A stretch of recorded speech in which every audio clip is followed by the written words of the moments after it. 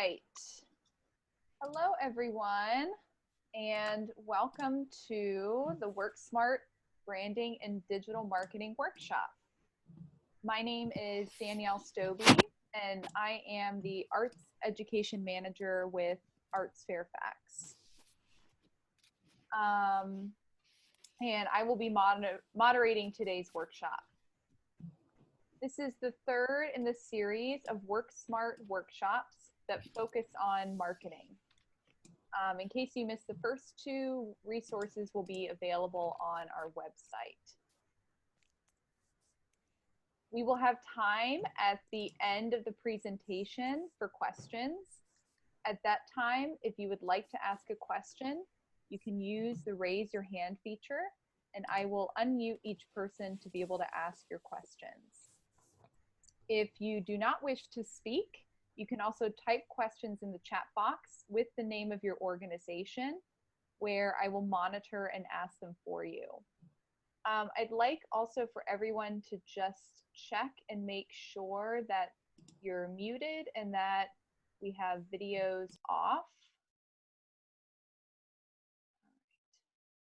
Perfect. If you're having any technical difficulties, you can email our information and technology manager, Karan, at kbansal@artsfairfax.org with your phone number. And I'm also going to include that in the chat. Great. I'd like to start things off by thanking both of our speakers, Salon Mitchell II and Sean Pastor, for presenting today. Our first speaker will be Salon. And Salon is a professional flutist, arts entrepreneur, and digital media marketer in the Washington, D.C. metropolitan area. We are very excited to have him speak about developing your image and owned media along with effective storytelling with social media. So Salon, you can go ahead and take it away. Hello, everyone. I hope that you're happy and healthy on this wet, or was wet. Now it's getting a little sunny now. This great, wonderful COVID-19 Friday. Thank you, Danielle, for the introduction. And thank you to the teams at Arts Fairfax and Americans for the Arts for making this workshop possible. The arts and our work supporting the field are important now more than ever. But all right, we got plenty of content to cover. Specifically as far as social media with branding and digital marketing.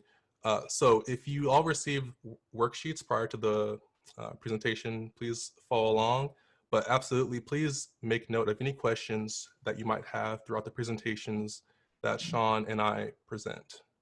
So I'm gonna go ahead and share my screen for the presentation. All right. Okay.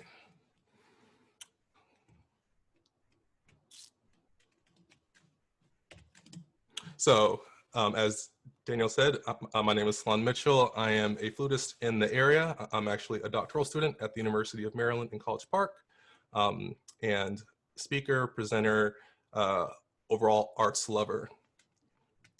With my company, M3 Mitchell Media and Marketing, we're all about media production and marketing consulting for individual artists and arts organizations. We've been around for about 5 years now, and we've served dozens of clients in those areas, both large, mid, and small organizations. So this is our agenda for today. We're going to start on a higher level, thinking about your story, thinking about what you stand for. We're going to talk about infrastructure and your visual identity and how you can create that and how that can lead to content.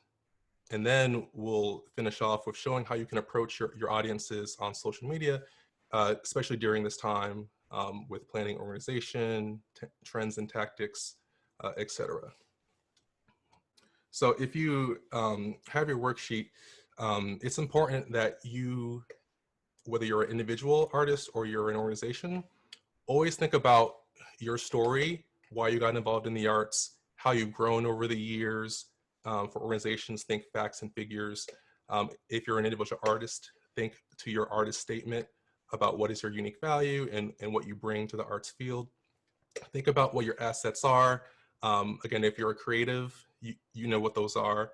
If you're in organization, think about the people in your organization that can help take you to serving your audiences across departments.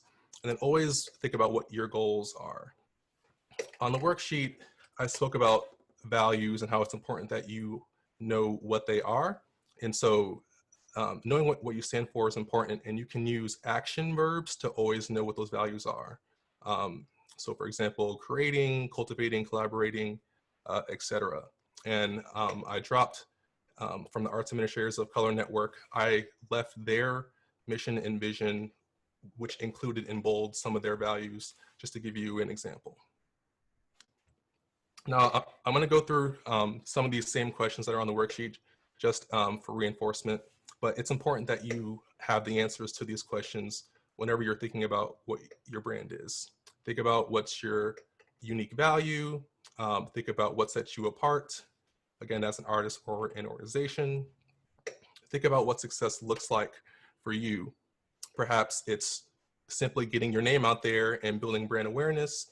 Perhaps it's gaining monetization, either in the form of donations or actual sales. Or perhaps it's just simply being a source of community and providing resources, just like Arts Fairfax is doing today with this workshop. Again, think about your why. Why are you in this? Why are you supporting the arts? Because this will probably be your solution to someone's problem. Again, if you're a creative, what you do probably brings delight and inspiration and fulfillment to your audience. And if you're an organization, your service is all about what can help support your audience. Speaking of audience, who is your ideal audience or target audience? These are things that I'm sure have been covered in the 2 previous workshops, but again, it's always good to make sure that you can articulate who those different audiences are. They can be patrons, they can be audience members, they can even be partner organizations. So ultimately, there's someone who's going to buy into what you're all about. Now, how do you want these target audiences to view you, and who do you aspire to be? This ultimately filters into what your brand is. It is a mix of both your goal reputation, but then also where your audiences ultimately view you as. And hopefully those come to be this one in the same. Basically, you never get a second chance to make a great first impression, especially on digital with that documentation. Now, obviously during COVID-19, we're all online, but it's important to know that whether you are on social media or you're having Zoom calls or you're having regular phone calls, and eventually when things reopen, you're having face-to-face, make sure that your offline marketing is in line with your online marketing. So folks should see the same person that you are online as the same person that they see in real life. And it's all about one-to-one relationships. Just a little definition going about branding. Self-presentation, it's all about the process on which you present yourself to the social world. And to take that one step further, it's all about positioning yourself. Again, how you want to be seen to your audience, specifically through your authentic, relatable content that can lead to long-lasting opportunities. And again, it's all about intention and authenticity when you design who you are and what you project to your ideal folks, your ideal target audiences, about who you are and what you bring to the arts. Okay, so let's talk about visual identity. Obviously, there's messaging that folks can see in, for example, press releases or your social media posts and things like that. But ultimately, their eye is going to be drawn first and foremost to your visual identity. And to break that down, just simply if you see these different icons, I work at the University of Maryland in the office for the graduate school. And oftentimes I'm asked to make graphics for various events and things. And what you may notice is there is consistency as far as the colors, as far as logos, as far as fonts. And even if you're going to go on different placement sizes and different dimensions, you still have the same look and feel. I'm also a board member with the Arts Administrators of Color Network, and we recently created a style guide that can help your visual identity and make sure that things become consistent for your workflow, and it gives the viewer an immediate sense of who you are. So you see we have our color palette, we have, again, the fonts that we use, and a certain sort of tone that we portray, whether it be informative or inviting, you name it. With one of my clients, Quinteto Latino, I manage their Instagram channel. And as you see here at the top, the little circle icons in Instagram, these are our Instagram highlight stories. And so what I've done from a recent photo shoot that they did is to keep it looking consistent. I use their same photos of the individuals to create that as the highlight image for their various stories. So again, folks get to see who they are and get to know each of the individual members on their team. And on the right-hand side, you'll see another brand and how they use, again, same colors, fonts to be able to portray who they are. And now you may be thinking, how do I get started? How do I begin to build my visual identity? Well, just to give you a few ideas, none of these organizations endorse me, but I found them to have success no matter where you are on the spectrum of expertise. So if you're just getting started, Canva is great. I highly recommend that you at least try that out. If you haven't, it's a great way to simplify graphic design. If you're more experienced, definitely, then you know all about the Adobe Creative Cloud. So definitely check that out if you want to take your graphic design skills to the next level and get into more customization. And when you want to actually produce, especially print material, there's always FedEx Kinko's or Vistaprint to be able to use those resources. But these are just a starting point. You may find another resource for your situation. So I didn't give Arts Fairfax a heads up on this, but I wanted to just show how quickly and easy you can create your own visual identity, starting off just from your own logo. So on the right-hand side is Canva. And basically they have a very wonderful, strong brand with 6 images with distinct colors. And so I took those colors, made them into little triangles on each side, and then popped over into Facebook Frame Studio. And just to show how if you want to empower and engage your audiences, you can give them ways to support you and to show that they are advocating for your behalf. And so they can use this image either in posts or they can use it as a new profile picture, you name it. Just to give you an idea of how creating your own brand not only communicates who you are, but gives people ways to advocate and be brand ambassadors. And I'll speak more to that later. Visual identity is important beyond graphic design. We all know that social media is driven so much by visual content, especially photography and videography. When you have a strong image, a stellar image, or a strong video, that's going to perform way better than text alone. So I provided some examples on the left and right for each of these mediums. Again, whether you're an individual artist or an organization, you have headshots, you can show behind the scenes. This is great if you're in the visual arts, then you're used to providing high res photos of your work. And with events, you can help to make sure that you're showing who you are as well.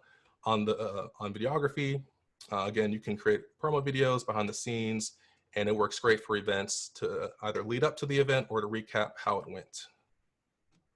Just like with design, you can either go the DIY route or you can hire others depending on your budget.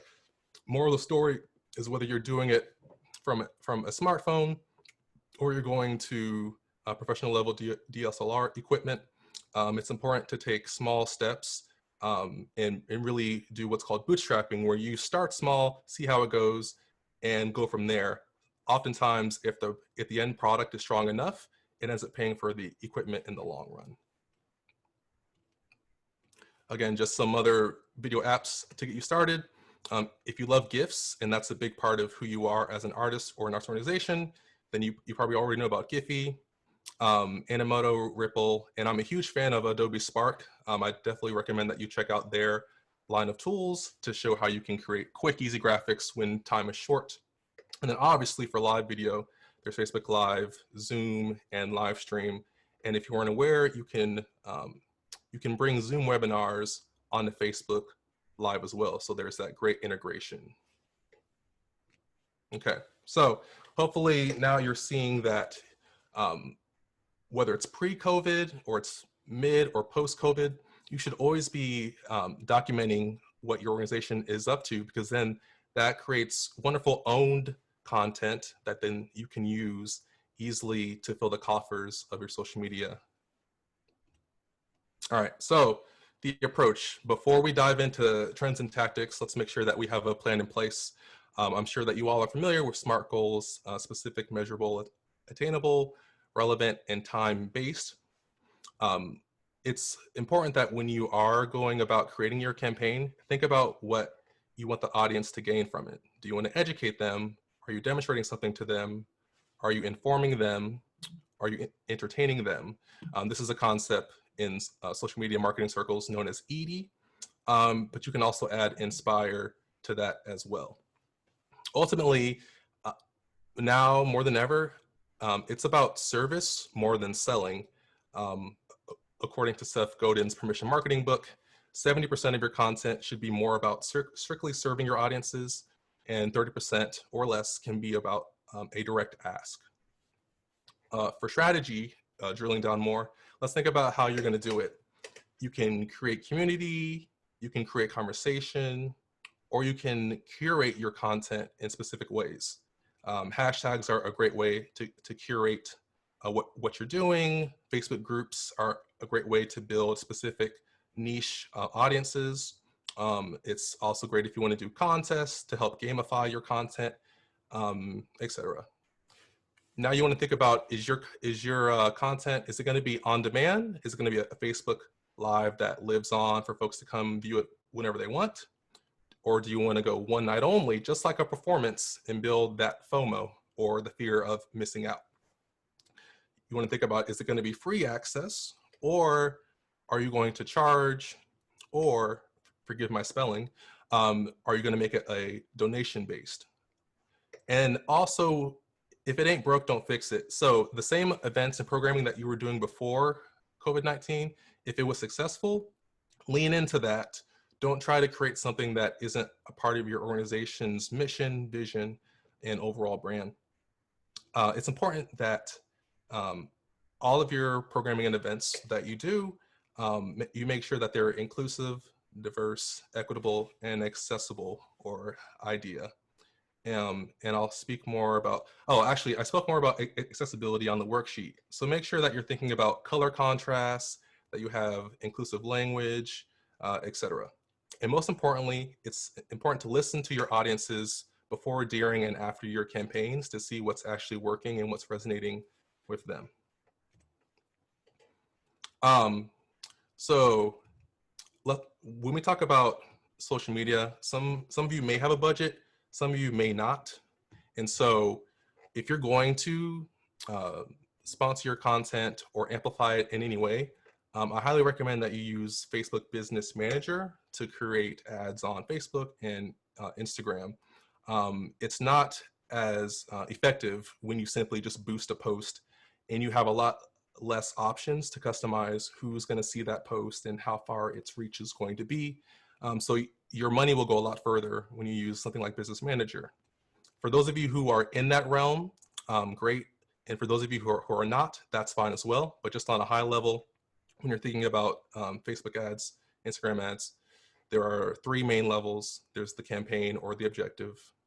The ad sets, if you've seen this before, basically it's just a group of ads that then you can then discuss who the target audience is going to be, the schedule, the placement, and how much you're going to put on a daily budget.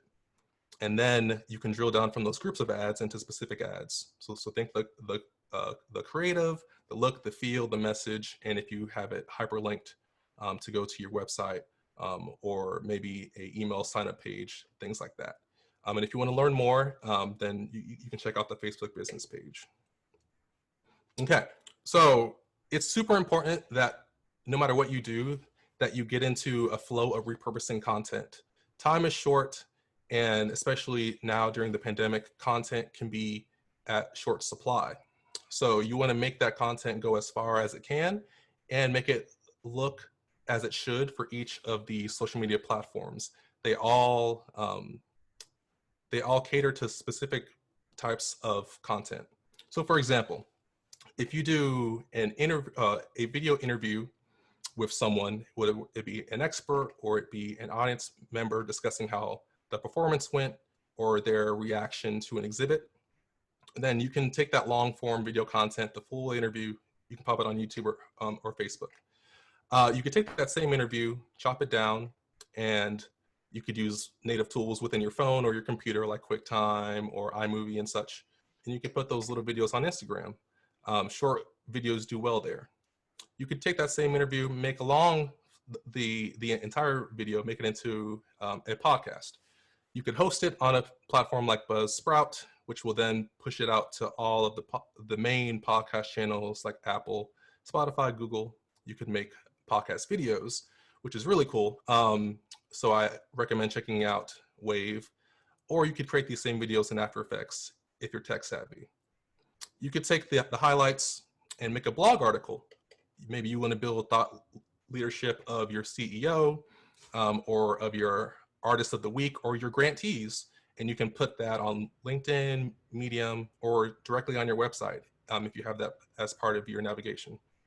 You can create quote images to take out if there was a really pitchy and strong phrase or sentence that was said, and then you can put that in words on top of a background image and pop that on, you can create that in Canva or Photoshop and then pop that on Twitter. And if you're lucky enough to get an actual news interview of one of your team members, then you can simply take that URL link directly to the news source. And that works great on Facebook and Twitter, for example. Another approach, you can simply just start with a live video and then go through all the other processes that I just explained.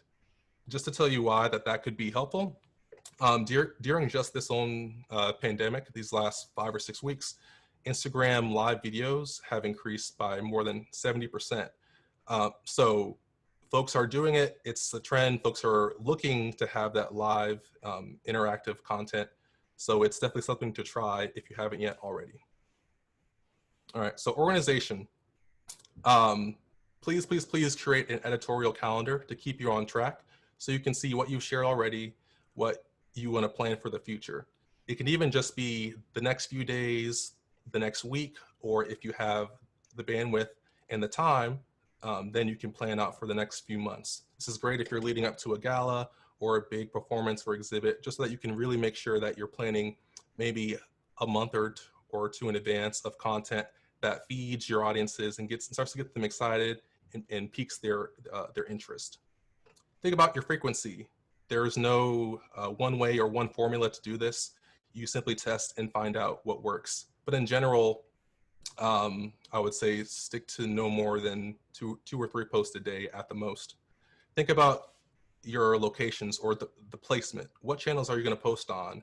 And this depends on where your audiences are. It's good to document your processes so that you know how long and how much time this takes to do, how much effort, how many team members have to be involved. Think about the steps, write it down. So then, especially for organizations, you can have that in place for your longevity. And it's good to measure your results or your ROI, return on investment, so you can see what's actually happening based off of all this effort, because you want to make sure that you're actually getting something out of it. And it's great to make sure that when you're doing engagement, always try to get reviews. And I'm sure Sean will speak more to this well. You want to gain that website traffic just to help to boost your profile across digital. And again, when I talked about listening to your audiences, it's always good to simply survey them before you post something out to see if it's going to be helpful. Just here are some examples of editorial calendars. You can do it within Google Calendar, Google Sheets, Excel spreadsheets, or you can do it in another tool that I like to use called Airtable. It's very dynamic, and it allows you to create different views of your content. You can embed images, you can invite team members, things like that. It has a free plan, so you can try it out if it works for you. All right, so let's dig into some trends and tactics in the few minutes that we have left. It's most important to know your voice, complete that profile, and one way to do that is through Linktree. I highly recommend, especially for Instagram and Twitter, that you try out Linktree, because simply linking to your bio, you want to maximize the amount of content, relevant and valuable content that you share with your audiences. So here are two examples. One on the left is just from my own company. So you can see in the center how it looks on the back end. You give it a title, a link, and then you can see how it does. You can see your analytics. You can set your settings like your color, again, feeding into your brand. And on the right, you see how MoMA does it with their content, how they showcase different artists, different virtual views of their exhibits. So it's a great way to maximize that space and attention that you have for your audience members. Okay, follow arts issues, especially on Twitter. You know, sure, sometimes we get overloaded with COVID, but it's great to know what else is happening as well throughout the entire year. Try to be an authority or a thought leader, especially for your CEO and the leadership in your organization. Obviously, we want to fundraise and give reasons for folks to give. It's great to maximize Facebook and Instagram for business. So especially on Instagram, if you haven't set up your profile for business, you should do that. It'll maximize the tools you can use, including groups, stories, and going live. YouTube, you can build a repository of your videos. Always lead to the website and test. So some of you are probably already aware of these, but in the theater world, Laura Benani, in the Broadway world, she asked folks to basically crowdsource their videos for high school youth who had their Broadway shows cut short. So she asked for them to send her videos, and that went viral. At the Clarice at the University of Maryland, they're going to do a live play reading of one of their works. Again, it's going to be one night only, so it's going to build that FOMO. In the visual arts world, I'm sure you guys all know about bringing life, how life can imitate art in these wonderful ways that the Getty Museum especially is really spearheaded this campaign to encourage folks to take advantage of their staying at home time and how they can be creative and engage with their favorite works of art. I especially love The Last Supper on the right. In the dance world, I highly recommend that you all check out some of DJ D Nice's live dance parties, and also Alvin Ailey they were very innovative in creating their own virtual video for their iconic Revelations dance. So I definitely recommend that you watch that as well. In the music world, again, more virtual videos, and Yo-Yo Ma has his Songs of Comfort campaign, which has definitely become viral as well. More of the music world. So not only can you do virtual videos, but you can do live videos as well. And so in this case, the New World Symphony and the Wheeling Symphony Orchestra, they do live videos of performances and talkbacks with the maestro, who literally goes through the score and shows how these works are created and what they mean. So sort of a score analysis. Literary arts, you can do live reads, you can do book clubs, talkbacks. One of my friends, Marjwan, does this with her children's literature. And then you all know LeVar Burton from Reading Rainbow. He's very active on Twitter with his read-alongs as well. Very engaging. Some additional content, check out Capacity Interactive. They have a wonderful tool that provides great examples in the arts world across disciplines of what is great to do, just to get you started and to give you some inspiration. They describe why it's stellar. They talk about the copy or the text messaging. They talk about use of emojis or lack thereof. They talk about stellar graphics and how they feel into a brand. So definitely add that to your list. And coming soon, wrapping up, Facebook is going to eventually allow live videos to be monetized. And so what you'll be able to do is eventually folks will be able to, well, those who are creating the content will be able to create purchase paths for those who want to engage, let's say, a workshop across any art form. They'll, pay whatever fee that you decide. And then that way, you're giving content, but you're still making profit for yourself as an artist or your organization. And then lastly, Giving Tuesday now, if you haven't already been preparing for this, it's next Tuesday on May 5th. So all these content examples, you can use these and use the Giving Tuesday Now toolkit that they have on their website to really engage there. So like I said, it's an emergency response to COVID-19, and it's a great way to show how the arts are crucial to care and support of our communities, and really emphasize that it's about generosity, not about size. The last part of my presentation is about community influencers in the media. Basically, be your own press. Use this way to build your own brand, your own presence, build word of mouth, create brand advocates, both internally and externally. Find ways to recognize those folks and build reciprocity, especially for partnerships.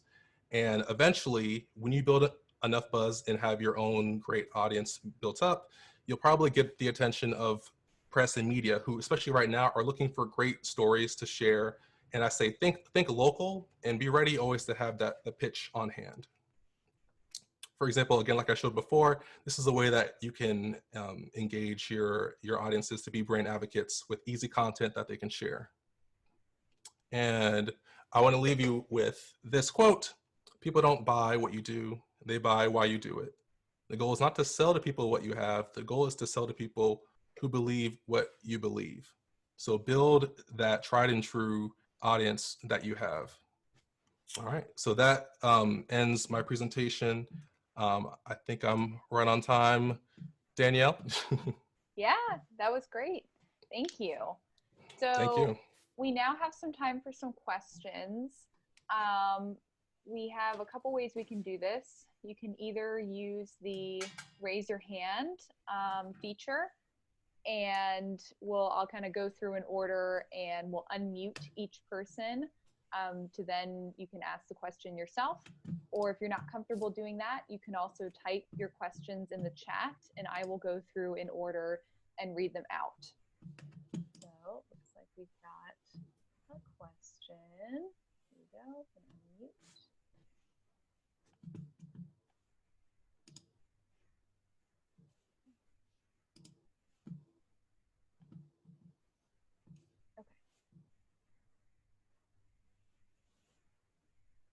Go ahead, Carrie. You can ask your question. Hi, Carrie. Hi, Ceylon. How are you? Good, and you? I'm well. So just for everybody on the call, we are good friends, and we've collaborated and done a lot of projects together. So I'm very excited. She is a wonderful soprano. Oh, thank you so much. See, third-party endorsement. Yeah, it's really good. There you go. So my question is about all of this online content that's been coming out, obviously out of necessity. As a musician, I've been putting out my own videos, but also organizations and ensembles that I've collaborated with have been putting out recordings from previous concerts to try and, stay connected with their audiences, just as you've recommended. So 2 questions about that. One is how to monetize outside of sort of asking for donations, but how to monetize that content. And then the second question is about scarcity. And so much content coming out is overwhelming. I know I'm just like overwhelmed with all the things that people have been sending out and wanting to support people, of course, but at what point is it too much? And is it almost devaluing the organizations, the musicians, the artists? So how do you strike that balance? Like, what are some of your thoughts about those things? Yeah, absolutely. So as far as monetization, again, I think, obviously it's service first above selling, but obviously the content creators, us as artists, we have to make sure that we're making a profit or being able to just pay for ends meet. So 2 ways that you can go about monetizing. Again, coming soon, I actually look forward to, we'll see the details, but eventually Facebook Live is supposed to be able to, you're supposed to be able to create an event for a live video that will ask people, it'll make people purchase to be able to see that live video. But even right now, one thing that you can do is you can use a platform like Eventbrite or any sort of ticketing service, and you can make that the path that folks have to go through to be able to get to, let's say you want to do your video, you could do your video as a private video on YouTube Live, and you could put that link or send that link to all the RSVPs on your ticketing platform, Eventbrite or such. So there's ways to still make it gated content so that folks have to, either they're required to pay, you charge them. But then obviously there's always simply encouraging them to donate, and those who do, great. But if you really know that this is important content that should be compensated for, then that's a way to go about it, to just make sure that you have that gate in place.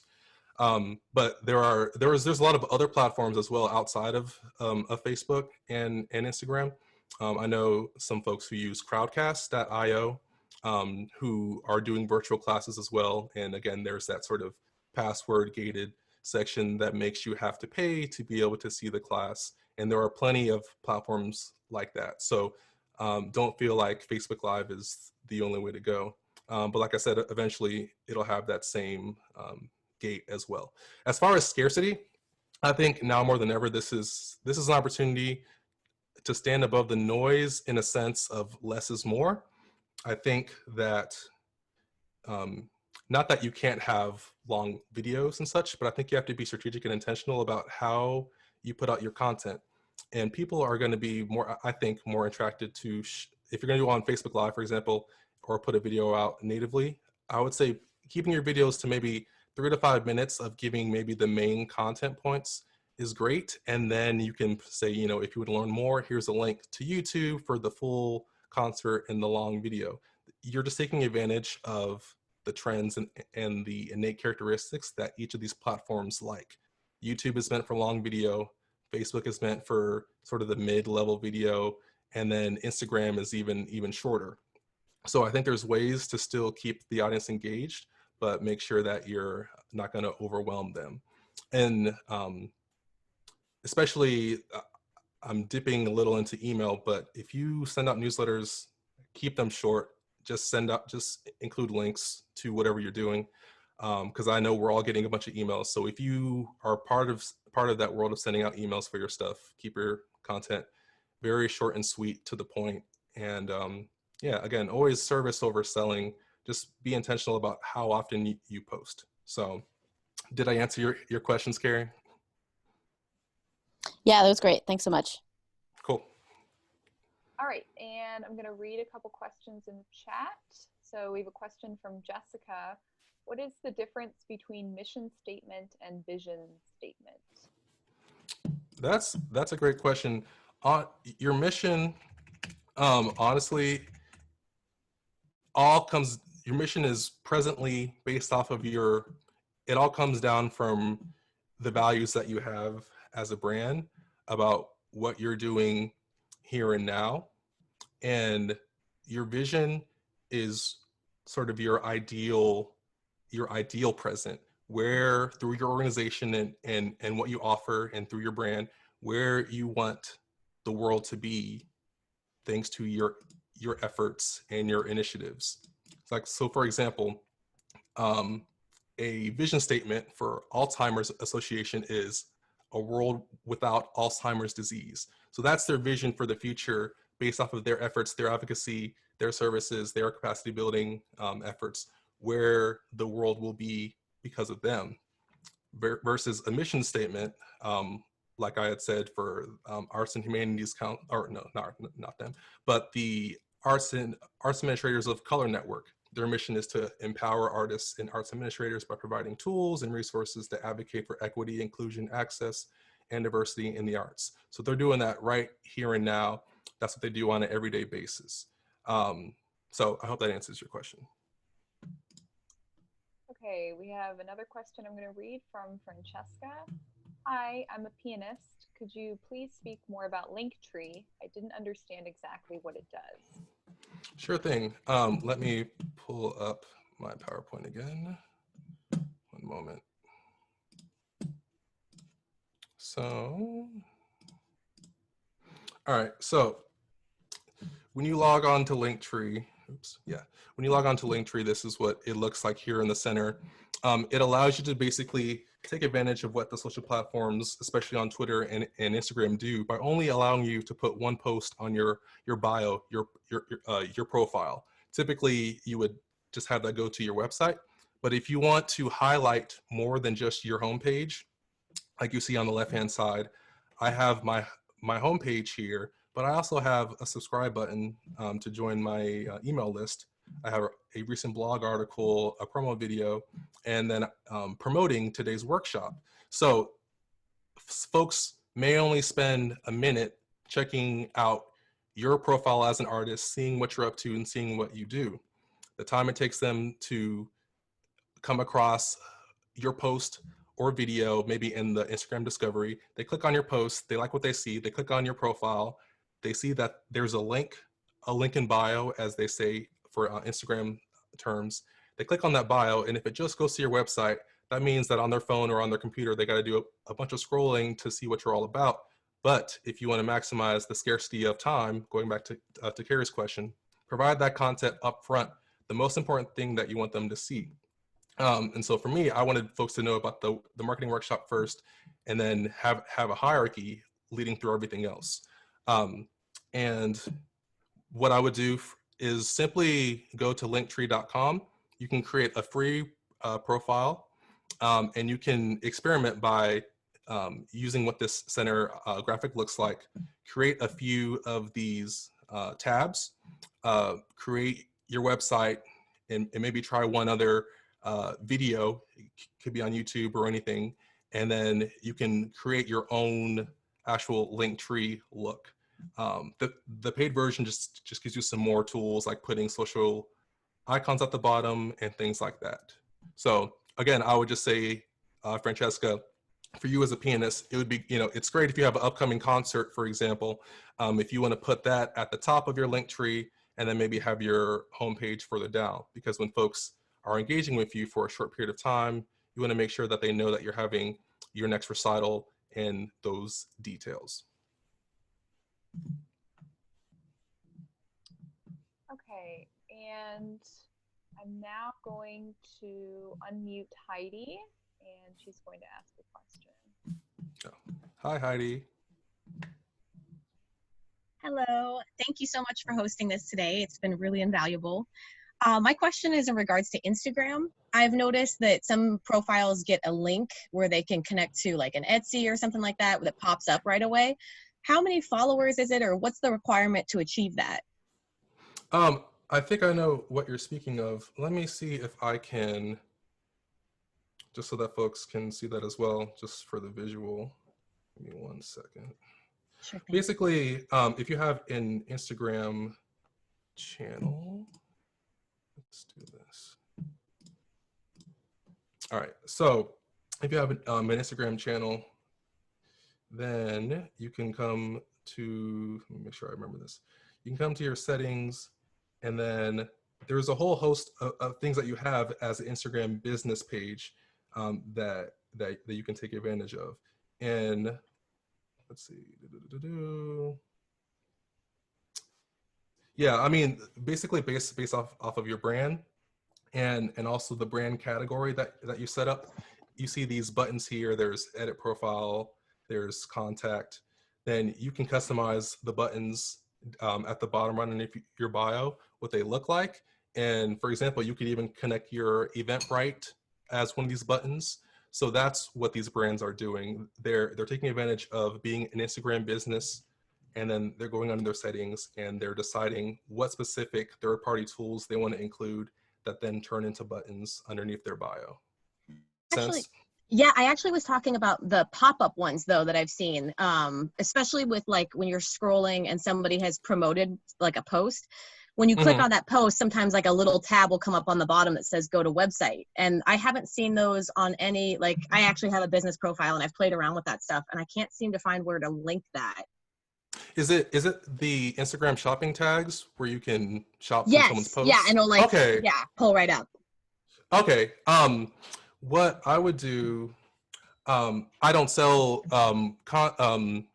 physical product, but what I would highly recommend that you do is simply look up on the Instagram business tutorial about how to Mhm. create the shopping tags. And since Okay. you're already a business, it shouldn't be too difficult. But if you find any issues, shoot me an email and we can work through that together.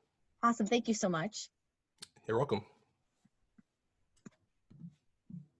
All right, thank you. And we have another question that was from Francesca. When sharing performance videos on Facebook, do you recommend sharing the YouTube link, which takes people directly to your YouTube video, or uploading the video directly to Facebook? It's best practice to upload the video natively within the platform. So I would upload your video, take that video file, MP4, MOV, etc., and upload that directly into Facebook. And then if you're going to share it again through something like a newsletter or something, then I would probably look into your YouTube page. Allow that video to live in both places natively. You're welcome.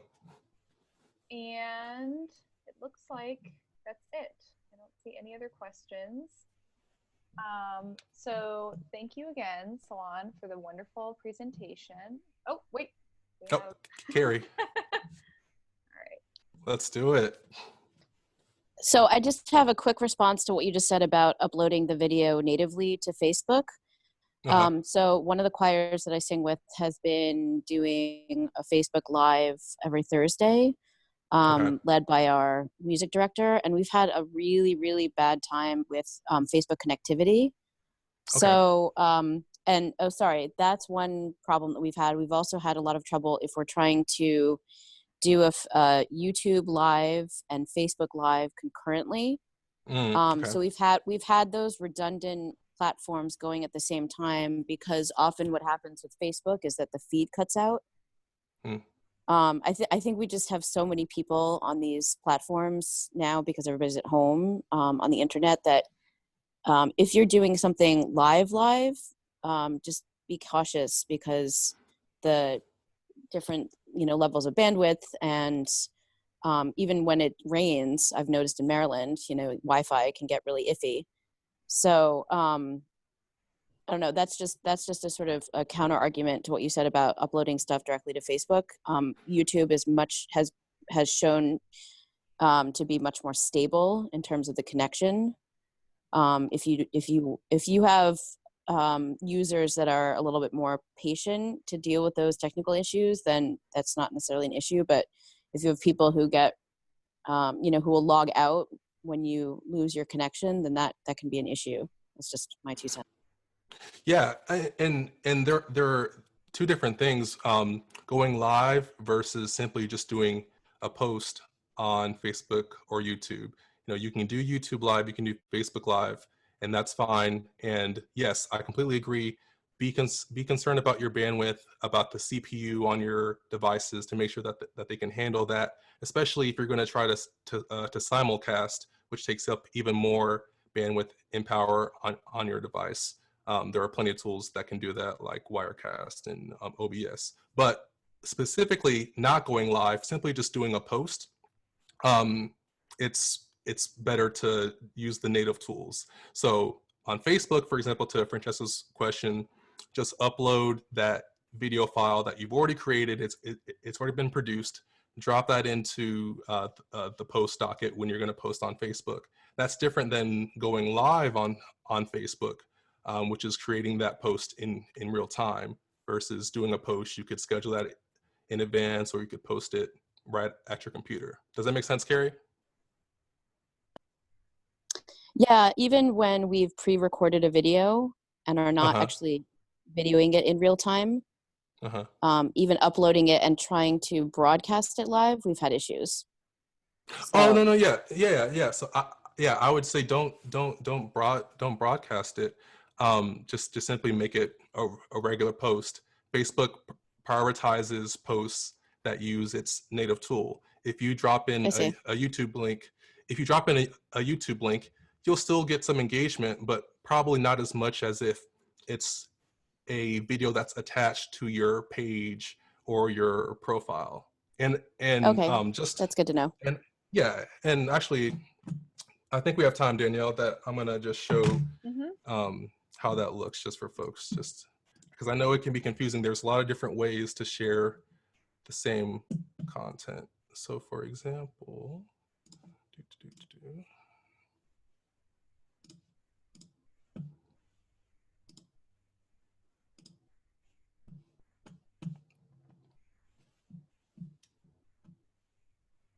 all right, so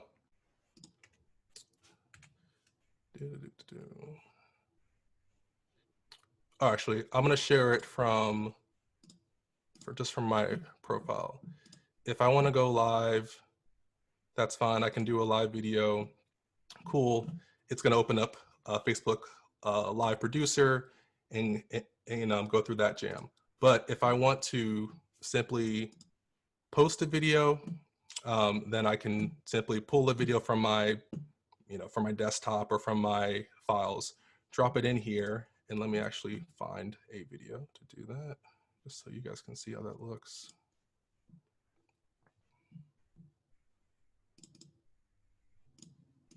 Okay, cool. And then, so if I do that, so now I just pulled in a video and I can say what's happening, and then it'll take time, obviously, for it to load on Facebook. I can talk about it and then post it on the news feed. You could also share it on your story. There's a lot of ways to share it, but basically there's a difference between photo and video sharing with a pre-recorded track or file versus going live in real time. And when you make the post, if you go live, Facebook will then tell your audience that this video was recorded live versus it just being a regular post that won't have that differentiation. So again, I highly recommend that just become familiar with these different ways to create posts. There's so many ways, but sometimes the nuances can be confusing. So test and experiment, and also, like Carrie said, be wary of the capacity of your device. The thing about us all being home and having to be virtual is we're all at different levels, as far as we all don't have the same computer, we all don't have the same Wi-Fi signal, etc. So again, once you post that video, okay, it'll be processed, all that good stuff, and eventually you'll see that it's just a regular video, no muss, no fuss. Yeah, so I'll leave it there, but definitely experiment with doing live videos. You can do them from either from your computer or you can do them from your phone, versus just dealing with content that's already created, whether it's a graphic or a video. Great, and we have a couple more questions that I'm going to combine into one. And these will be the last questions we'll do. So first question is, have you seen any success from the watch party function on Facebook, and any advice on length of video? Yeah, I mean, I've seen plenty of really engaging, great watch party content. I've seen some arts organizations when they do sort of behind the scenes or behind the art breakdown of different pieces and works, or visual art pieces. I think it's really great because it's really wonderful content. Like, first and foremost, it resonates with their audiences, and they placed it on a platform where they are.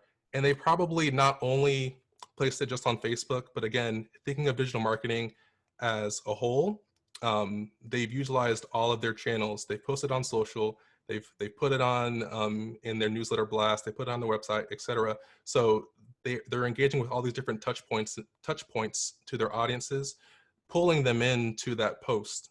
And also, again, going back to budget, if you put, you know, a couple dollars here and there on a daily ad, that also helps to get more views as well. So these social media platforms now are pay to play. Really, if you want to really engage audiences and try to get that virality, you want to put a little bit of money behind it.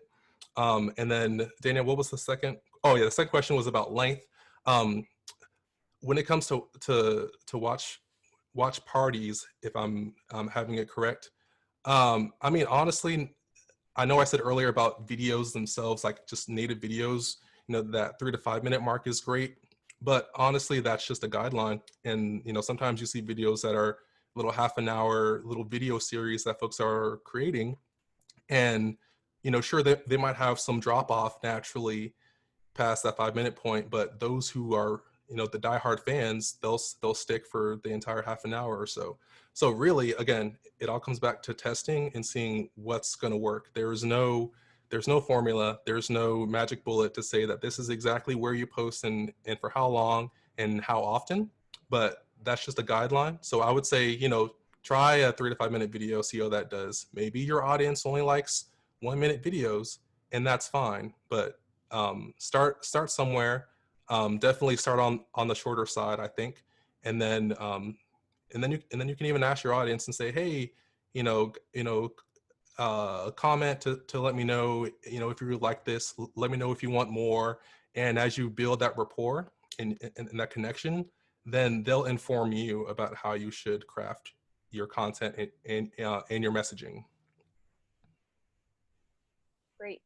Well, thank you again, Salon, for the great presentation. And thank you everyone for some really great questions. We're now gonna take a brief 10-minute intermission just to let everybody kind of get up and stretch and, you know, whatever we wanna do before our next presenter, Sean Pastor. And we'll plan to start again at 1:10 p.m. So see you guys then. And if anyone has any questions that I didn't answer or didn't get to, my email is in the PowerPoint, and I'll drop it in the chat so you guys can be in touch with me.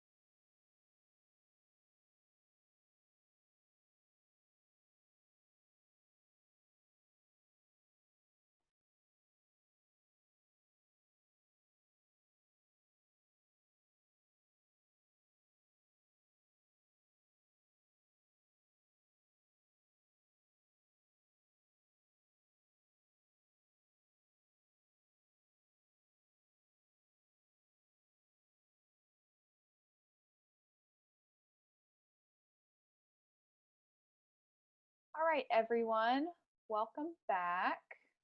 I would now like to introduce our next speaker, Sean. And Hey, everybody. Sean Pastor, over the years, has managed sales, distribution, content, marketing, and advertising departments for some of media's top broadcasting companies. And today he's going to be speaking about geofencing, website design, email marketing, and Google Ads. So take it away, Sean. Great, thanks. Thank you to the Arts Fairfax for inviting me. Salon, it's always terrible following somebody who has such a great opening. You know, being in the arts yourself, being a part of that is an awesome thing. And hopefully I can add a little more flavor, insight into what people are doing online as things continue. So let me go ahead and share my screen. Hopefully this will work, and we will be good to go.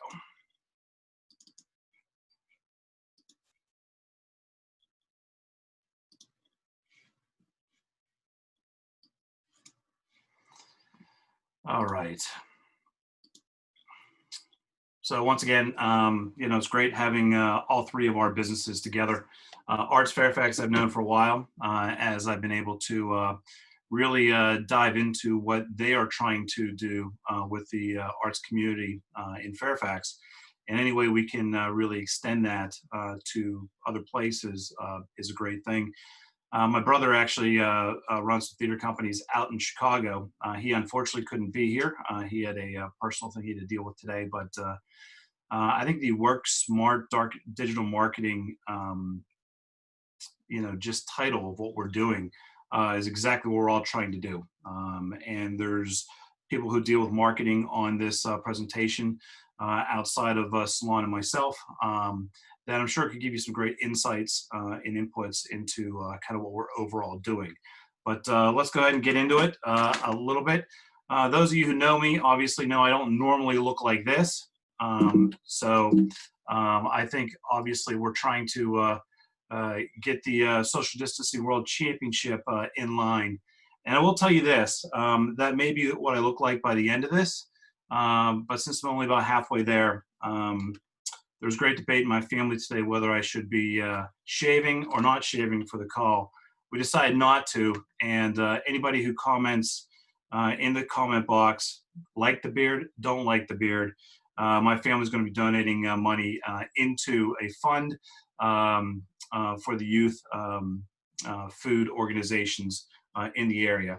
So please comment early and often, and we'll get some money sent over by the end of the presentation. So hopefully it's a little motivation for you guys to actually stay involved and stay alive. So who am I?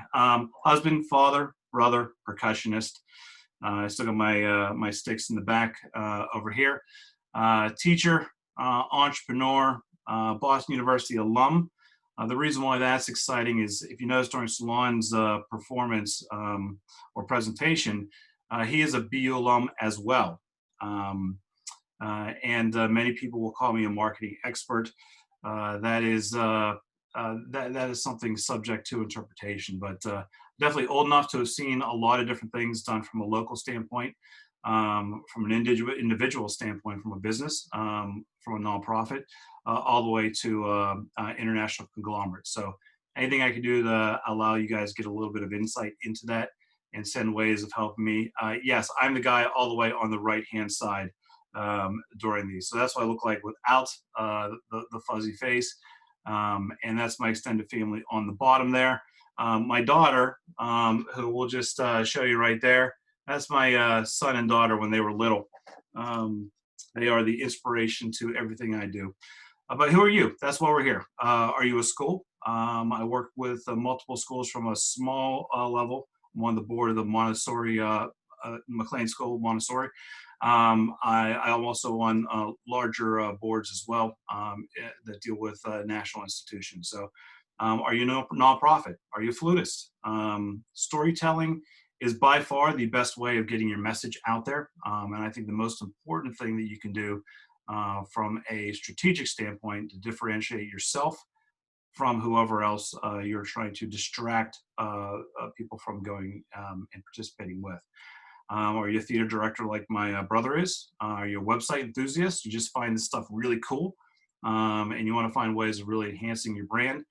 If you're a Boston College alum, up until this point in time, I can still send angst your way, but my son has just accepted today going to Boston College, so that's going to be a difficult conversation in my house. And then marketing expert question mark. I really want all of you to be marketing experts by the end of this, not because you're forced into it, as I think a lot of people feel they are, more because they find it really exciting as to how best to get their brand, as Salon said so well, from offline to online. And I think that's what we're really here to kind of help out and do. Competitive edge, that's what we're all looking for. The company I work for is Haibu, and Haibu is an international company. Really got its roots from the Yellow Book. So we had millions of customers that were looking to go from a print publication to an online really presence. And so it's our job to really help them do that. I really look at the community as far as the nonprofit community very similarly. You guys have an audience in certain places, and you're looking at being able to bring that audience with you online and participate in a way that that is important. The only reason I actually threw some of this stuff up here, Haibu was the original partner with Facebook and with Google. So Google has us present every year. We are premier, their first and premier partner, and only one that was really connected to Facebook simultaneously when everything got launched. So we had plenty of customers. They wanted to figure out how to create great platforms, and Salon did a great job talking about the partnership with Facebook. One of the biggest things that people complain to me about is I boosted something. Why am I not getting what I expected out of that? And the answer is really quite simple, which is boosting, anything that you're doing. It just gets it spread out there, but it's not getting it spread out there to probably the people that are interested in what you're showing them, or interested in potentially participating, whether it's a financial way or in other ways with what you're doing. Obviously, leading edge technology, if we didn't have it, it would be something that's complicated. However, during this presentation, you might see Haibu at different times in there, just part of the templates that I created. Please understand, I'm looking at this strictly as a digital marketing person, right? It doesn't have to be with us. I came from web.com. They're another great, huge company. There's a lot of great small digital marketing companies inside of Fairfax that might just be one person at a desk, but giving you 80% of their attention, and that's a great thing as well. So please don't take it as, oh, he's only going to talk about his company. No, I'm going to use my company's resources to show you really how best we can communicate what we're doing. These are questions I really want you to be asking all throughout my presentation, because I think it's really important for you to understand this is really what it's all about, right? Remember that online is nothing more than an algorithm and a computer and something that's trying to basically take what you've created and get it in front of people, whether that's something that is specifically to an email group that you send it to, or you're actually out there marketing the product through other vehicles, whether it's digital marketing, or even whether it's something that's offline that you're trying to bring people online. So is the audience built exclusively, just for yourselves, or are you guys trying to grow and create? And Carrie had a lot of really interesting things that she brought up with Salon, in the previous session that I thought were really good. How do we market ourselves out there? How do we get some really great performances that we've created in front of people, whether it's in real time as far as live is concerned, which a lot of people are honestly trying to do simultaneously, which really creates a difficult problem with broadband and other technical issues that are coming together. Music is one of those very few places I find very difficult. And if those of you who might be NFL fans saw during the NFL draft that even in great performances where you're bringing lots of different voices together, broadband really kind of creates a bit of a pulsating or issue when it's done live like that. It's fun, it's participant, but at the same time, if you can do what Salon showed after the fact, which is just posting it and then really inviting the community in, I think that's really important.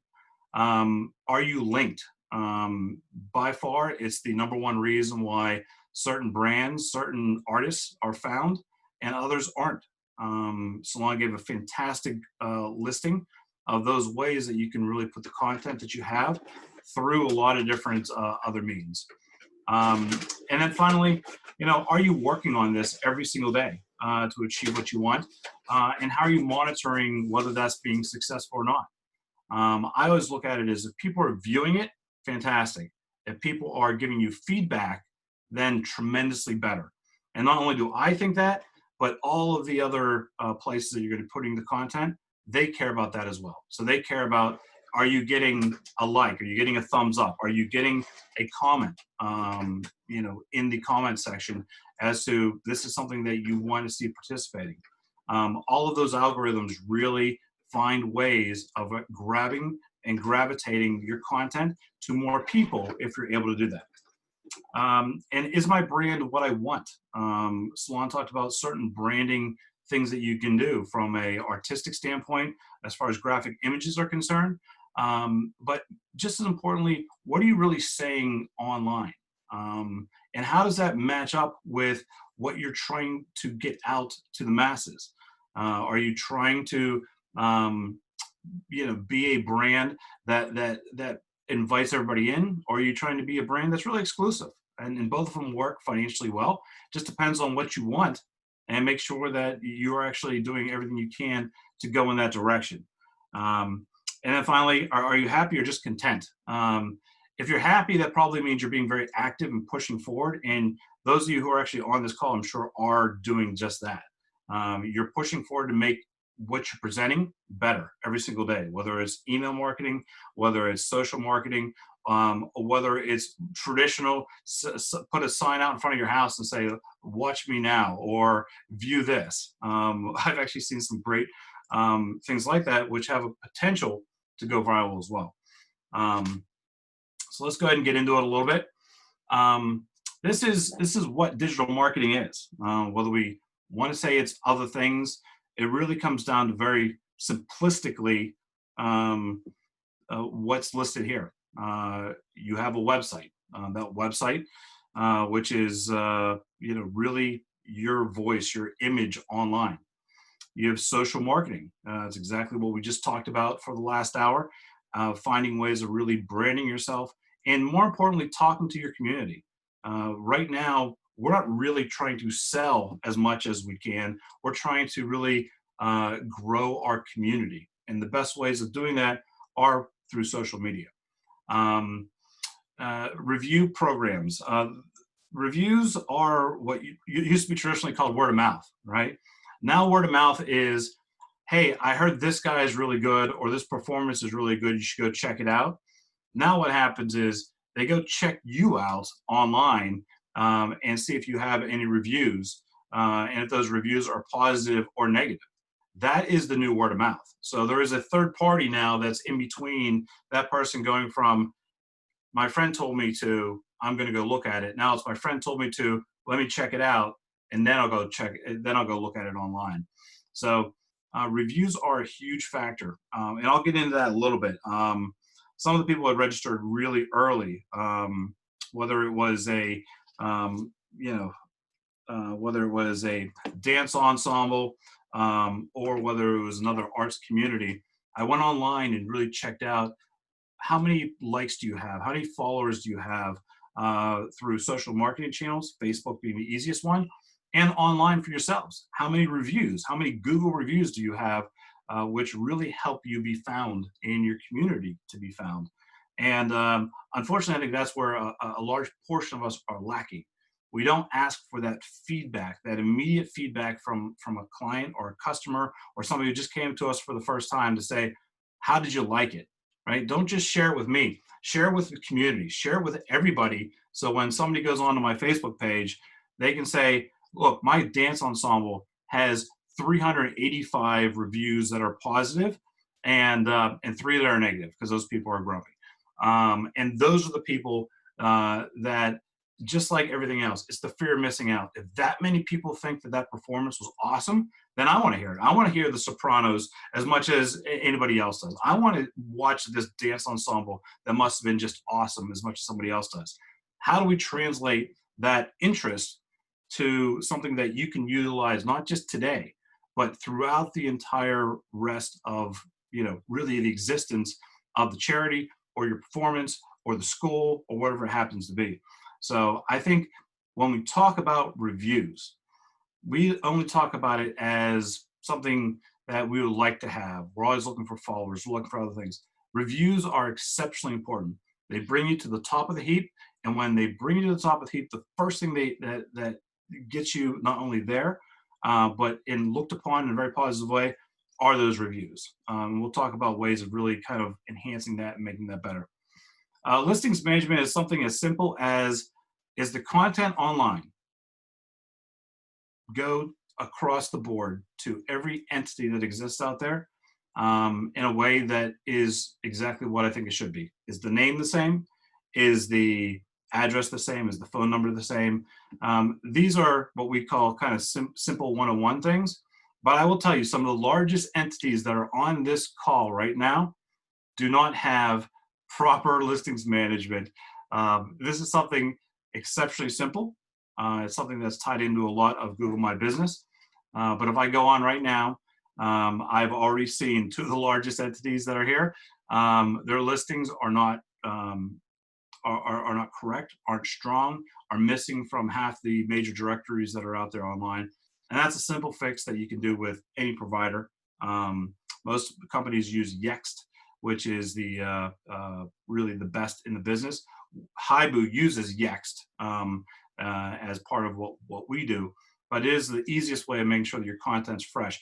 The reason why your content has to be the same is it's the only way that the algorithm can trust the content that you're sharing is legitimate, because the name, and it could be something as far as missing an LLC.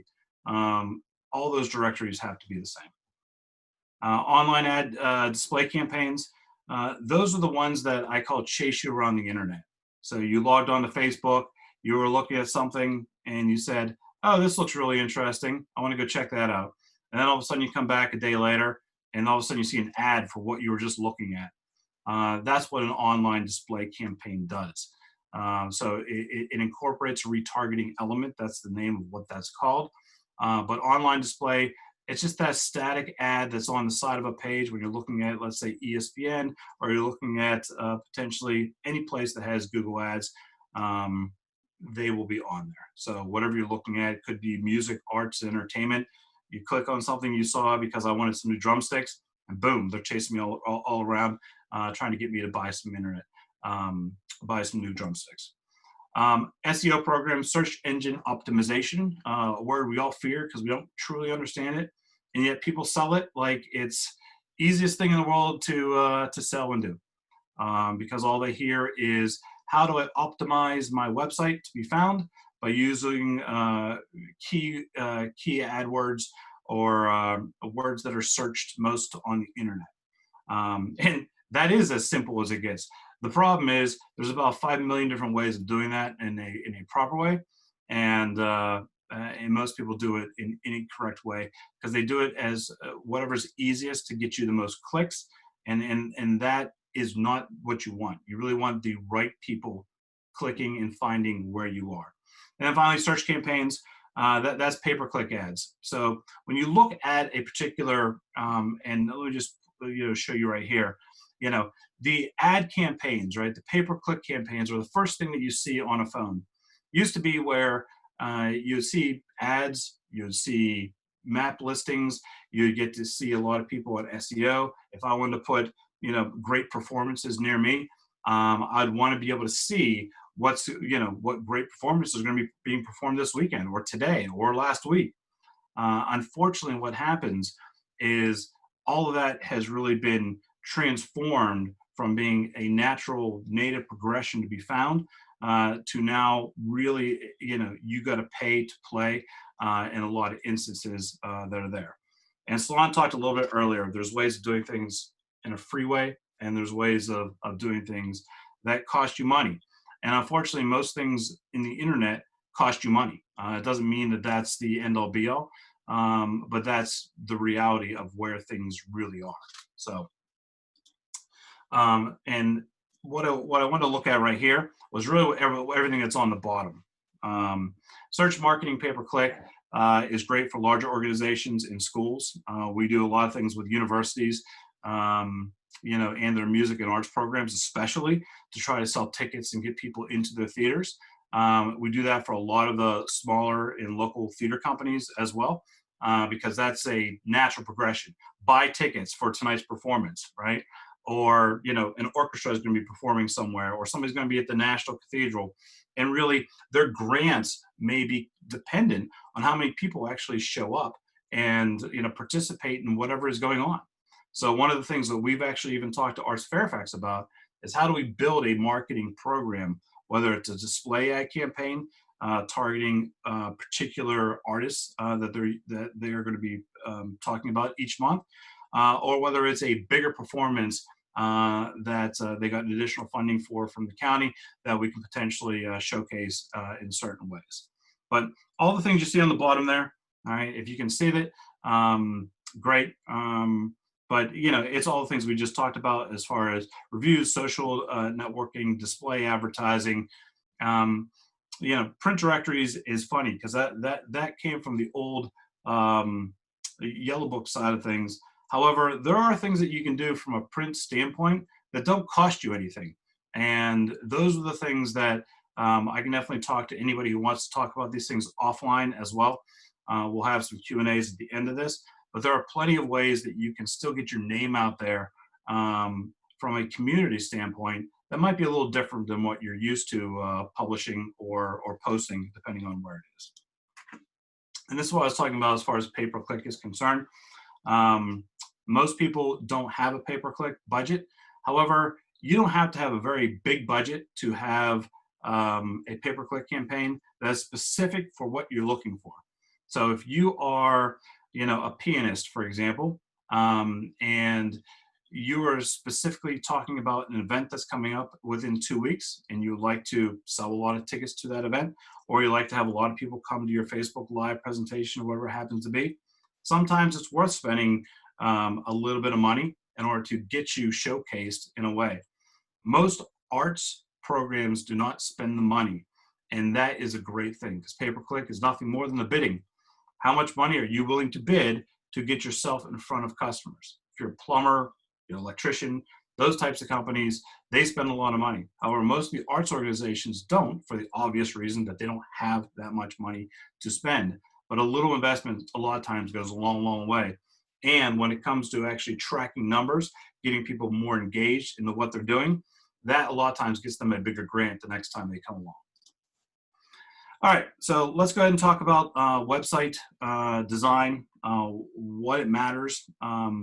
We were talking about smart digital marketing, and that kind of ties in very easily to what we're talking about as far as a smart website is concerned. Ignore all the things in here that really talk about HIBU. This is really something that happened a year ago with Google, and something that's exceptionally important. So a smart site, just so you know, is something that allows your website to be found not only when you search it by typing it, but allows it to be done via voice activated. So when you say, hey, Alexa, or hey, Google, show me, who can help me with my piano lessons online, whatever it happens to be. Those things will not be found. Your business will not be found. Your nonprofit will not be found. I have a lot of people who literally, and the numbers showcase this, and we can send them to you offline, but show me great nonprofits near me. It has been searched probably, I'd say it's top 25 right now in most search terms during this COVID time period. And yet 95% of the companies because nonprofits don't normally have a smart site, do not show up. So it's a language or an add-on called Schema. That's the name of it. Don't get too over your ski, but this is it, Schema, right there, SCHEMA.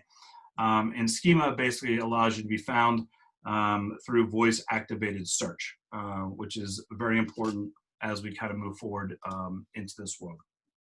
So majority of the websites, they're not built to give you the best rankings. Basically, they're built for image, right? We all like to be beautiful, but we also need to be functional.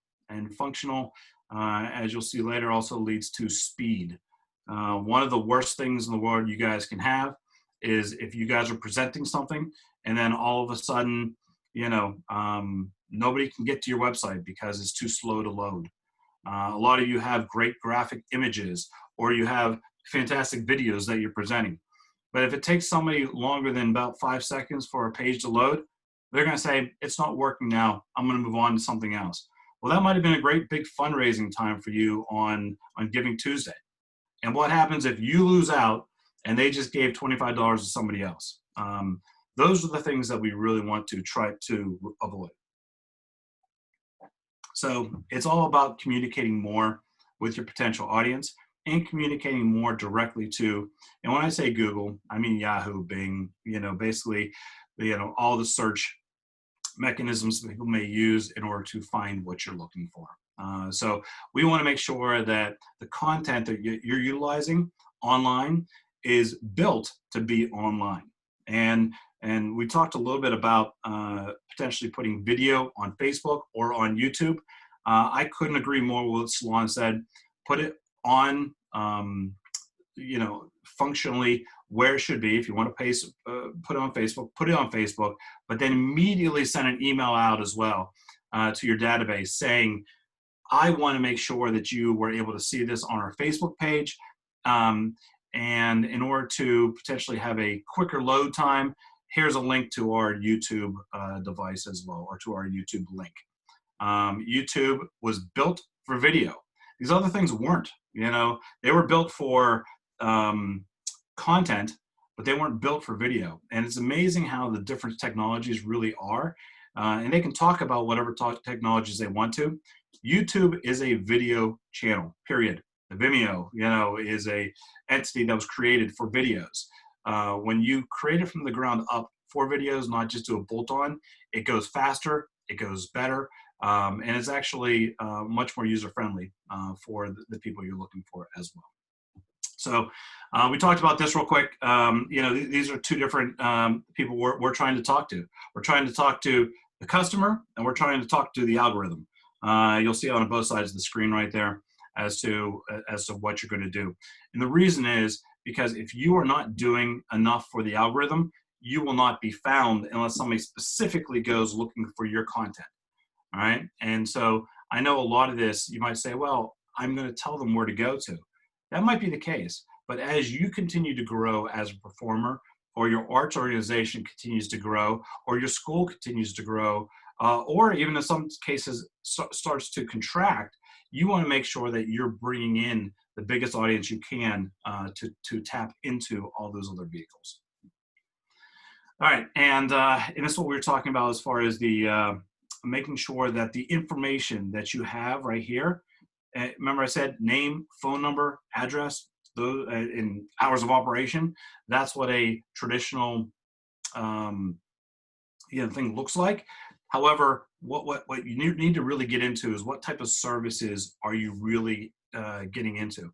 And if you are in the arts and the performance side of things, or you're just somebody who who creates different products, whether it's one of my favorite things about the Arts Fairfax Awards ceremony was when they gave out the awards, they gave out these beautiful vases, and I can't remember the artist, and please put the artist's name in the comments, because I think her work was absolutely fantastic. And what I would love to be able to do, right, is put her and her work out there in a bigger way, because I think it could be utilized in tremendous other ways, as long as she was able to obviously create that much of her artwork in order to get out there.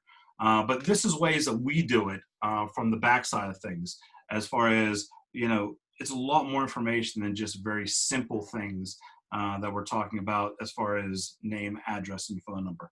We really want to get into some of the nuts and bolts. And this is really a small version of what we build into our current sites. But once again, this is any website. We need to create and dive deep, whether it's through web.com or whether it's through another local entity. And I myself, and Arts Fairfax knows as well, there are websites we don't like to handle on the HIBU side of things. So I bring in different consultants and different people that I think are the right fit for your business when it comes to actually website development or website enhancement.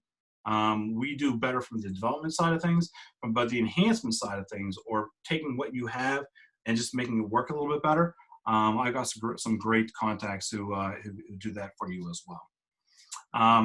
But let's talk about a little bit what really needs to get into the performance side of things, because what happens is technology a lot of times doesn't help you unless you help the technology. So I don't care if you're talking about Facebook or Google, or you're talking about some other form of social media like Instagram or other things. When Salon was getting into the details behind the scenes of what you really need to do, you really need to make sure that your business, your school is set up in a way that every single question that you can answer that makes your organization more searchable is what you want to do, right? So you want to be able to show up as much as you can, then go in there, attach yourself to all the different places that you think make a lot of sense. From a social marketing standpoint, I think that's a home run because there's a lot of different avenues you can do. And I think Salon actually gave a nice presentation where he gave different places you can put that content, whether it's on the business side for LinkedIn or whether it's on the video side in posting other things. But there are plenty of places that you can put it. And I'm going to ask Salon to come on at the end of it as well, because he gave a laundry list of things that really make sense. But there are verticals. And that's why I said right here, specific vertical user engagement is very important. So there are things that if you are trying to reach business to business, you're going to go through LinkedIn. You're going to do something from a very social channel, right? Get people while they're sitting at home, relaxing, looking at pictures of kids and dogs and everything else. Then you're going to be wanting to go to Facebook. And if you want other types of engagement, you're going to use other types of media along the way. And I think you have to be very smart and very detailed with what you're looking to accomplish. Because if you're looking to reach a specific type of customer, then you really should know what that customer is utilizing on a day-to-day basis.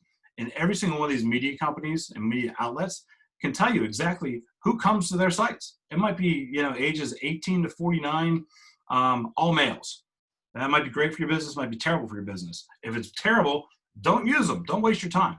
And make sure you're actually utilizing the components of what you're creating and reaching the right type of people. Okay. So we talked a little bit about kind of the content creation technology behind it. For those of you who don't understand, what SEO, search engine optimization does, right? It allows the Googles, the Bings. What it does is basically uses what we call spiders to go find the content that's on your site, crawl through every single page, see what's relevant, and when somebody searches for it, immediately marry it up so that it's relevant. If you are not relevant, then it's not going to put you as somebody who is a potential find for what they're looking for. And that's very, very important. And it really is the only way for you to be top 10, page 1, page 2, page 3, whatever it happens to be. It really comes to how relevant is your content to what's being searched. And that's why I said earlier when I talked about a pay-per-click campaign that was exceptionally detailed. It might be something saying piano lessons in Fairfax, in a certain level of what that student would be. Well, you're only going to show up a very few amount of times, but you'll probably be the only ad that's on top there. So you only pay for the ad when it gets clicked on. So why not create something that you can put in front of people, and that money is probably exceptionally well spent because whoever's searching for that wants you, or wants your service, or wants, you know, great artwork to be used during awards presentations. Boom, there, you know, there we're going to put our fantastic artists. You know, and we just talked about this as far as what powers search. Voice activation used to be about 20%. It's going to be at 80% by the end of this year. So we're talking about dramatic changes from what was to what is. And once again, this presentation that we were talking about doing this presentation long before we thought COVID was actually around. So we talked about doing this last year and presenting what we're going to do for this year. Obviously, it changes as to what you can ask for during this time period, but I'm working with all my clients right now to find out what we're doing today that's going to affect them for the next, you know, not only rest of this year, but for years moving forward, knowing that the dynamic of business and the dynamic of how we transform the intake of content is changing dramatically. So I would say for the arts organizations, this is the best time in the world. More people are actually looking at your content than have probably ever looked at it in the history of time. And if it's not, it's just because it's buried in the avalanche of everybody who's sending things in one particular way. So Arts Fairfax has a fantastic distribution list.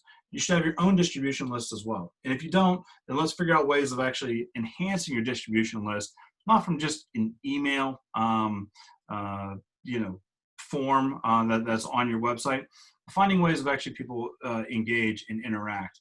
And that could be more from, hey, Salon, can you do me a favor?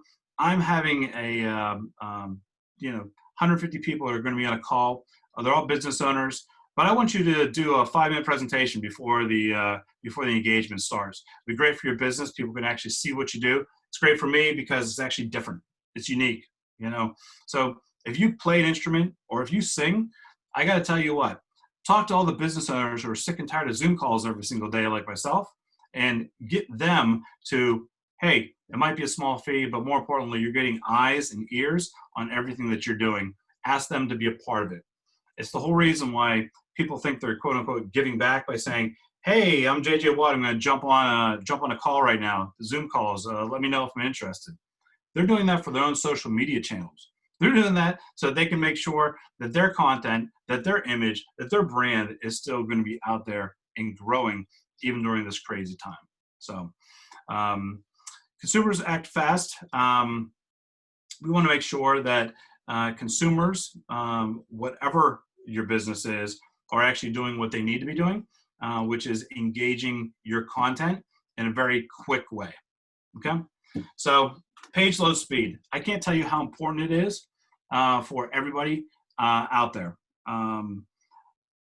We have a tendency in the art space to make it a very difficult thing for people like myself to come on and say, speed up your page load times, because they want it to be high graphic or they want it to be a long enough performance. Please create teaser performances and then give them a link to a bigger performance somewhere else. But you want the pages themselves to be loading very quickly so that people can engage with what you're offering them and you know, whatever that happens to be.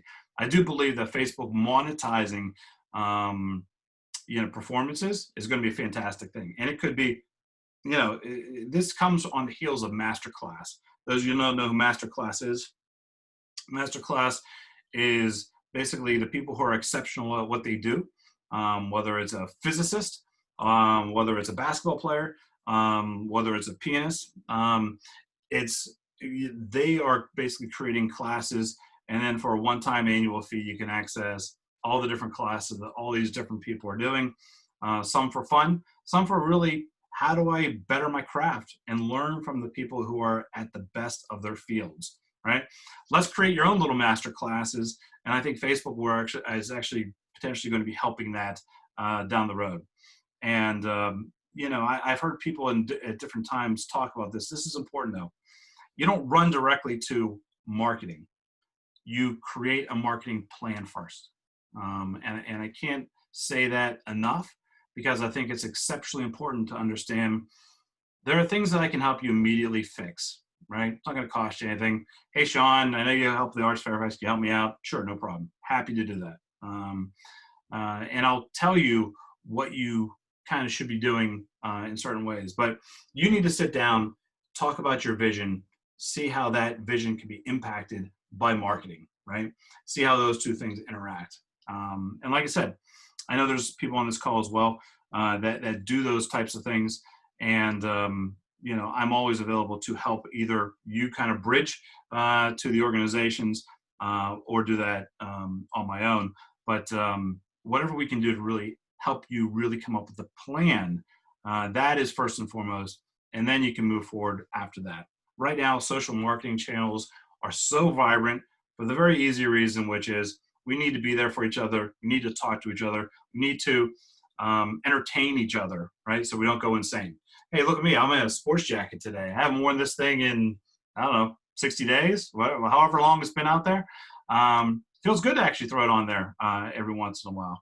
But, and no, I'm not wearing boxers. I actually have pants on. So that's for everybody who I know is asking that question right now themselves. So conversion performance is important.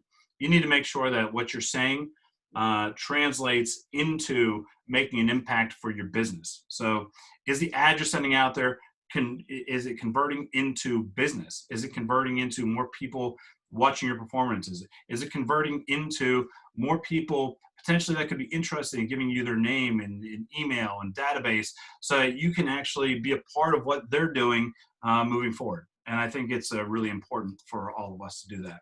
So this is numbers, right? This isn't, promise you I don't make this stuff up. This is from 2019. It's only gotten worse since this point in time. All right. But the average load speed time, and it's funny because I'm using a computer probably for the first time in a while as well, and not my phone. But consumers are insanely impatient. Anything more than 4 seconds, they're bolting. It doesn't matter how much they're really interested in watching whatever you are putting up there. Make it quick, make it short and sweet, make it something that can tease them into watching more. All right. It's a matter of getting their attention and then showing them more once they've engaged into what you're putting on your site or on your social media channel in ways that are there. So fast. I can't say it enough, fast. I'll say it really fast as well. But what's it all mean to you, right? You know, first of all, take a deep breath. This stuff is easy and complicated at the same time. It's like using an Apple computer or an Apple device. Everybody's like, yeah, it's easy, no worries. Well, you know what? And then all of a sudden you walk into a store and you see 5,000 people outside trying to get help with their devices. If you're not one of those people, then fantastic, because you like to figure it out. And you're one of the marketing experts I talked about at the beginning, where you'll have no problem with it. You'll just keep asking more questions and getting better and better at that trade as well. We are business owners. We are people who work within great organizations because we're passionate about what it is. My brother, who runs the the theater companies out in Chicago, he graduated from Northwestern. And my parents were like, okay, great, you're in Northwestern, you're gonna take care of us, you're gonna be rich. And he's like, yeah, I'm in the theater company. I want to entertain people, wanted to be important, want to be impactful. So that's what he did. So guess what? He calls me every other day for some help. So, and it doesn't mean that he does everything that I recommend because he has limitations as well. But he is very open to learning from the experts. And I can learn a lot from everything that you guys are doing as well, because I love to be entertained. I love to be shown better ways of doing things. So I took a bunch of notes during Salon's meeting, even though I'd already had his slides. So I'd already cheated. But, there are things that get discussed and talked about that really help this out. Secondly, you got this. The reality of it is, you're already really good at what you do, which is why you're trying to create a business out of it, or trying to enhance the business you're working for, or make your school better, or make the arts better within your particular area or expertise. You might be a lawyer and say, hey, I'm going to use Sean for my law firm. But on the flip side of it, I really think this is awesome. And any way you can incorporate some love for us across your vast network to enhance what we're doing. And then finally, let's review. I felt bad. Salon had M3, so I'd have S5. I had to cheat. I had to get a little bit, bigger and better. Number one, you need to have a great site. One that actually makes sure that your message is going from point A to point B, and you're doing what you want for your career and showcasing that as best you can online. I know you're all trying to do it. There's ways we can help you do it smarter, faster, more efficiently, make you more money. That's what we want to talk about. Secure. The reality of it is most people don't truly understand this. And actually, I have to say, I looked at half a dozen websites of the people who were actually going to be on this call, and they actually looked really good. They were secure. If you don't know a secure website, where you type in www.whatever, Arts Fairfax, there's a thing that looks like a little lock. If it's locked, that means that you've got a secure website. If it's unlocked, it means you don't have a secure website. The reason why it's important is without a secure website, one, the algorithms don't trust it, so they ding you, they push you down the ratings.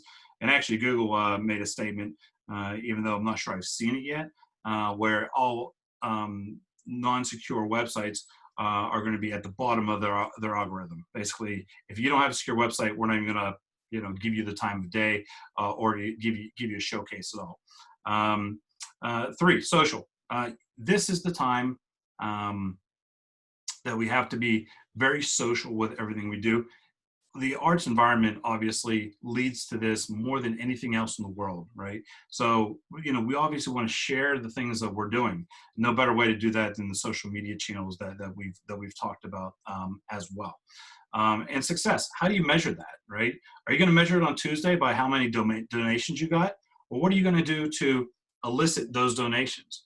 What are you going to do in order to enhance those experiences? What are you going to do for people that in 3 months from now are dying to go to a performance, but you didn't get in front of it long enough ahead, so that the money that they could have spent going to your performances or watching or buying the things that you were actually excited about, they're going somewhere else, because there is that finite amount of funds that exist out there.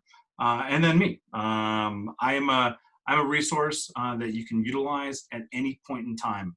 My cell phone number is right there.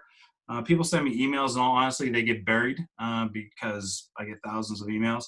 Matter of fact, even the Zoom call today, I asked for the information again because the email got buried somewhere. Lucky I found it before I got the response back. But please text me. That's my cell phone number. I am literally here, and I told Arts Fairfax this for them. And I will extend it out to all of you as well. Whatever questions you have, because I know we're coming up in the end of 2 hours and tired and want to go pet the dog or whatever we want to do. I'm here to really help you get through that and help those means whenever necessary. So hope all this has been helpful in some form or fashion. There are a million different things we can talk about. Happy to help you one-on-one. I'm buried in my office as long as I can be. So whatever we can do to enhance that experience for all of you guys is what I'm here to do. So with that, I'll throw it back to the crowd. All right, thank you, Sean. And we have just a few minutes to have everyone ask maybe a couple questions. So again, if anyone would like to speak their question, you can use the raise your hand feature, or if you'd like for me to read it, you can type your questions in the chat and I will read those. So we have a question from Salon. I'm just starting a website. Some of my friends use WordPress or Wix. Should I do the same? What about budget? Yeah, I would say on the Wix side of things, I really am not a fan of, unless you have zero desire to be searched and found for anything other than your name. The way that the Wix sites are really built is not from the ground up. They're really built in boxes of content. It makes it easy for you to create something at a very low cost. Web.com had something very similar in nature to that. So if you literally have no budget and you just want to get your name out there, so somebody says, all right, I want somebody to watch my performances, and I'm going to give them my name, and they're going to go right to my website. Then that's fine. You can use any free website development entity that exists out there.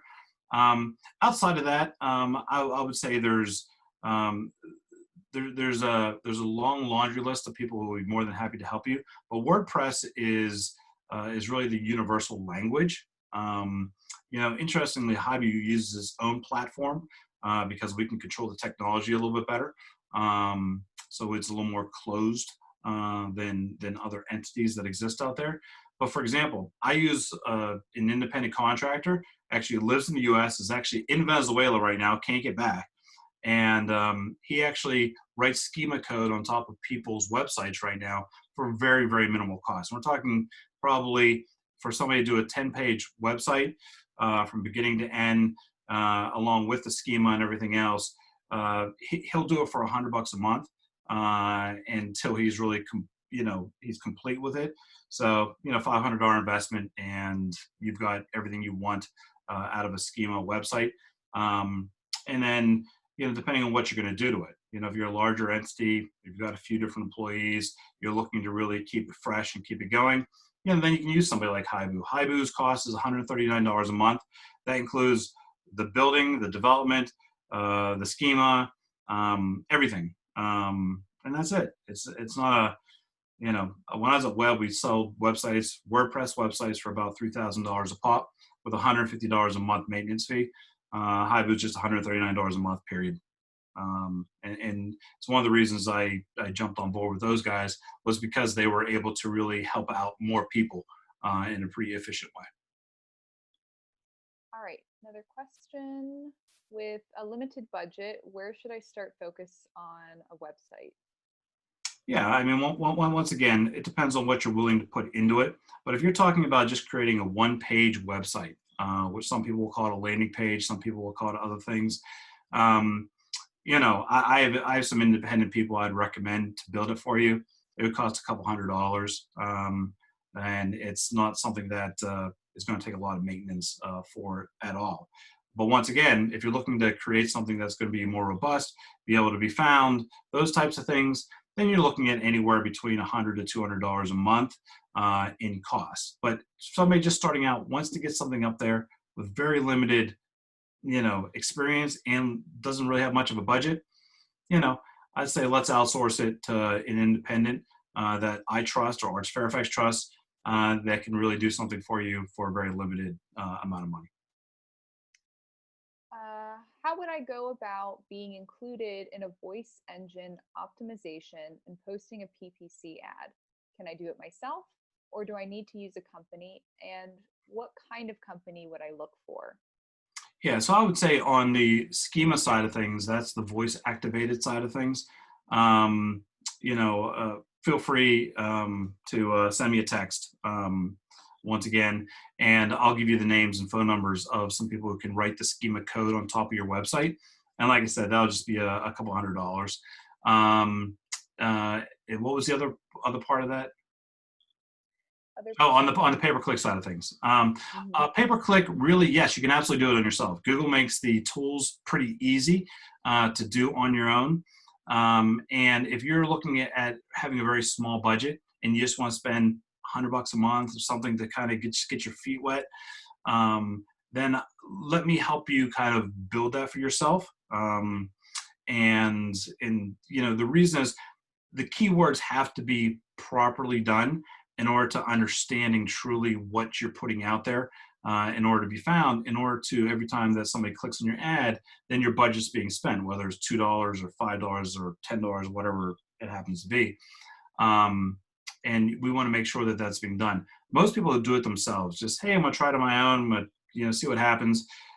It doesn't work very well. It's kind of like Facebook Boost, right? It's going to the wrong people. You're not putting the right keywords. You're not putting the right negative keywords in there. Negative keywords are, I used to have a client who was on the Westwood One radio network side of things. He had a radio station in Mexico, PA. So, Mexico, the country of Mexico would have been a negative keyword because he doesn't want to show up in Mexico when people are searching for his particular radio station or products or whatever it happens to be. So those are kind of like the little simple things that I can help you with as far as building that out, but use a professional. I always say there are people who claim to be professional. It's not hard to understand which ones are and which ones aren't, right? You know, Salon and I will help you in any way we can, as much as time permits, with what we're doing. And Arts Fairfax knows I spend a lot of time and happy to continue help that. I feel it's my kind of way of giving back to the community. If we do something a little bigger, more robust, then we'll look at a program or a company that is going to charge you a lot of money on it. But I think for the 1 or 2 person operations, we can help you with that kind of individually. All right, great. And we're going to go ahead and make this the last question. So I use Hostinger for hosting services and built the site myself. Took 5 trials, but I got there. Do you have any experience with this? I'm not technical, but it looks good. How does it tie up to searches? Well, what I'd say is this. I haven't had a lot of experience on that directly, but we do something, and I did it with Arts Fairfax. I'll do it with any business that's actually on here. I can run a detailed analysis on how well your website is doing. Okay, so what I would say is this: text me the the website link. I'll do a quick analysis on it and make sure that things are actually progressing. And it'll give me everything from mobile speed to really how the algorithms are interacting with the site itself. And unfortunately, a lot of times the sites that look good sometimes don't have a great algorithm, but it might not need to. Let's figure out what's the best attack for finding your customer base. And when we do that, then we can find the best way of making sure the platform you're on, it makes sense. All right. So I think that we are good, and we'll go ahead and move now to ending. So thank you to Salon and Sean for your wonderful presentations. And thank you everyone for participating. The presentations and the materials will be shared with you. And I'm also going to be sharing an evaluation form. I'll email that to everyone, and I've also included it in the chat. We appreciate your feedback. And our next and last marketing workshop, called Tools of the Trade, is going to continue the conversation about social media marketing and how to grow audience and create engagement with a hands-on workshop. And the workshop will be held online with Zoom, as we've had on here, and details for registration will be forthcoming. In the meantime, mark your calendars for June 5th at 12 p.m. And thank you to everyone who participated in the recent survey on the webinar topics. We are moving forward with plans for additional webinars to respond to your needs, including planning for reopening. And we look forward to announcing that shortly. So thank you again, everyone, and we look forward to seeing everyone at the next webinar.